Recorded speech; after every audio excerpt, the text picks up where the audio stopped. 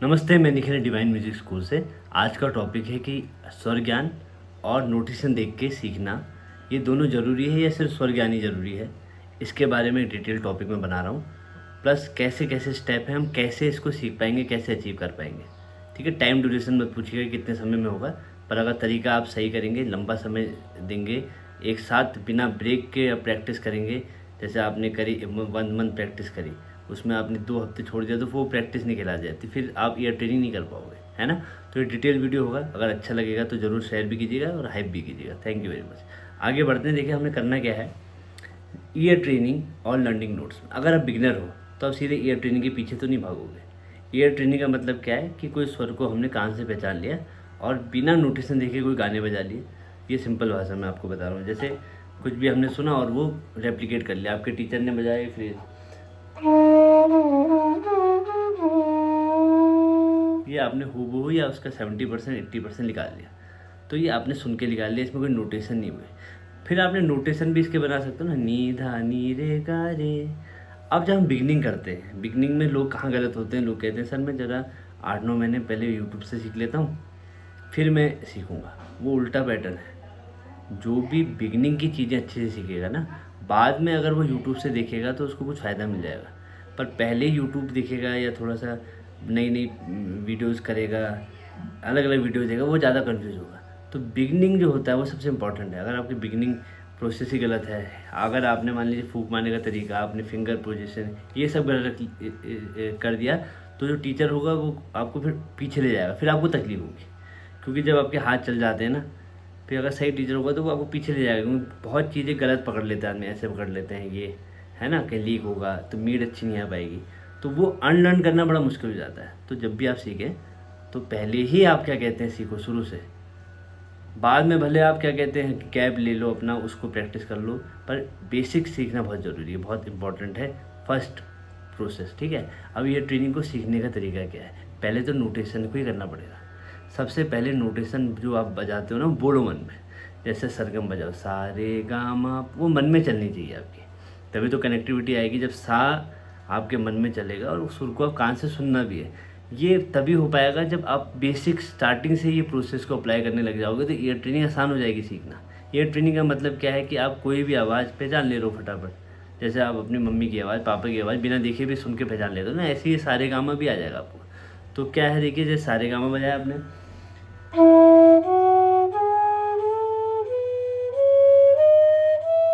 ये जब आप सुनोगे ना, मैं ये स्किल कर रहा हूँ, अपनी बांसुरी में ये करिएगा। सुनोगे तो मन में बोलना सारे, और लॉन्ग नोट से भी बहुत फ़ायदा मिलेगा आपको। जब लॉन्ग नोट्स करोगे एक सुर को लंबा,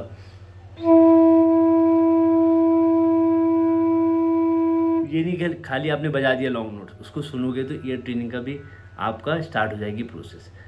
क्योंकि जब आप शुरू में करते हैं ना तो सब प्रोसेस स्लो होती है, और स्लो ही सबसे बेस्ट प्रोसेस होती है सीखने के लिए। तो जब आप स्लो करेंगे तो आप सुन भी पाएंगे सही से, आप क्या क्या ध्यान दे पाओगे नोट्स में, आप स्वर को बोल पाएंगे। अब कुछ लोग 2-2 साल सीख के आ जाते हैं यूट्यूब से, तो उनके क्या होता है, हाथ बड़ा तेज चल रहा है, वो भी एक रिदम में नहीं चल रहा है, तो फिर अब उनकी आदत, मैं कहूँगा उनसे पीछे स्लो बजाना है तो उनको डिफेक्ट हो जाएगा। क्योंकि वो प्रोसेस उनने ये हाथ चलाने की आदत हो गई, वो टेक्निकल वे में सीख नहीं पाए ना, सिस्टमेटिक, तो प्रॉब्लम होती है।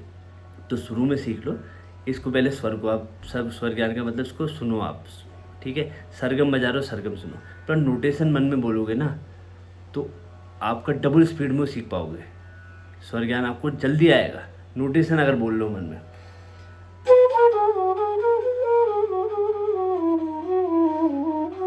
अब मैं मन में बोल रहा हूँ, पा मा गा रे गा मा, पा मा गा रे सा। जब मैं गा रे सा बोल रहा हूँ तो गा रे सा नहीं बोल रहा हूँ, वही फील और वो जो गा रे सा बोलना है ना, तो वो मन में वैसे ही बोल रहा हूँ कि मैं यहाँ रेप्लिकेट कर पाऊँ।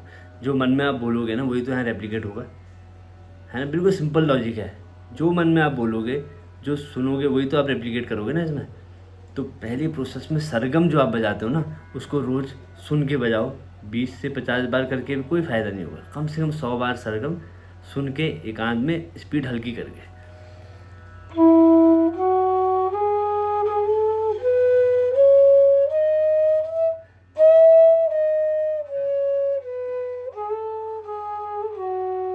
जब ये ये चीज़ आप फॉलो कर लोगे, 3-4 महीने आप फॉलो कर लोगे, पलटे फॉलो करोगे, जो पलटे बजाते हैं हम सारे का, ये सब सुन सुन के और मन में बोल के नोटेशन, तो दोनों की तैयारी होगी आपकी। एक तो नोटेशन मन में बोलना सीख जाओगे, प्लस स्वर ज्ञान की तैयारी हो जाएगी। तब हल्के हल्के आप गाने जब बजाओगे ना, अपना पाएंगे वो सब कॉन्शियस में। जैसे आप सांस ले रहे हैं तो आपको ये थोड़ी दिमाग में रखना है मुझे सांस लेनी, ऐसा करना तो नहीं पड़ता ना, अपना भी चल रही है वो प्रोसेस। तो स्वर ज्ञान की प्रोसेस भी आपकी ऑटोमेटिक हो जाएगी। फिर आपको क्या कहते हैं, मोबाइल में जैसे आप टाइप करते हैं तो कैसे करते हैं, हर चीज़ देखनी थोड़ी पड़ती है। यहाँ ये करते हैं क्योंकि आप बहुत यूज टू हो गए इस चीज़ से। ऐसे ही आपको यूज टू होना है पहले। अगर हम यूज टू हो जाएंगे तो ईजिली स्वर ज्ञान भी आएगा। नोटेशन पढ़ के बजाने आएंगे। नोटेशन अगर मन में पढ़ेंगे तभी स्पीड आएगी। ये मैं बार बार कहता हूँ, ये स्पीड आपकी बिना नोटेशन करे तो आ ही नहीं सकती। जैसे रेमा रेमा गा रे सानी, ये मेरे मन में चल रहा है नोटेशन, या ट्यून चलेगी। बाद में ट्यून और नोटेशन दो भी चले, दोनों काम आएगी, पर नोटेशन शुरू में आपको नोटेशन बोलने ही है। तो ये मत सोचो कि स्वर ज्ञान ही इंपॉर्टेंट है। पहला स्टेप तो वही है ना कि आपको पहले नोटेशन, पहले दिन से कैसे स्वर ज्ञान आएगा। हाँ, पर पहले दिन से नोटेशन बोलने आ जाएंगे मन में, सा रे गा मा।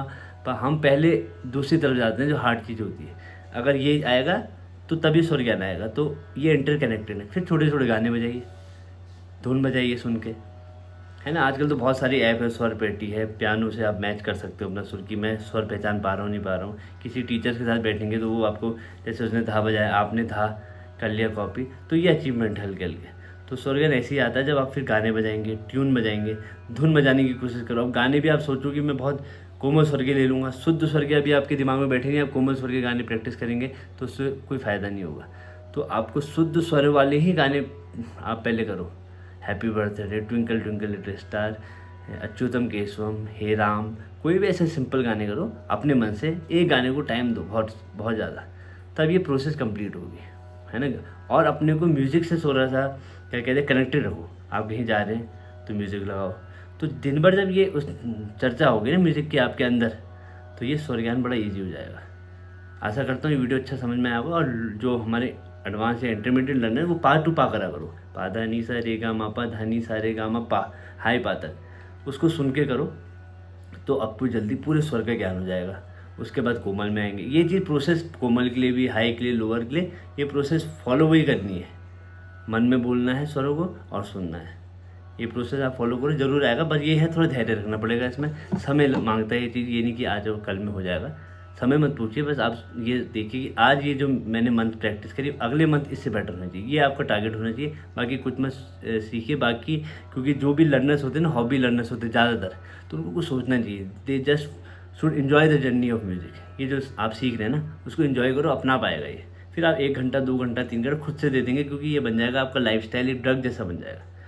आशा करता हूँ वीडियो समझ में आया होगा, तो आप मेहनत कीजिए, ज़रूर आपको आएगा।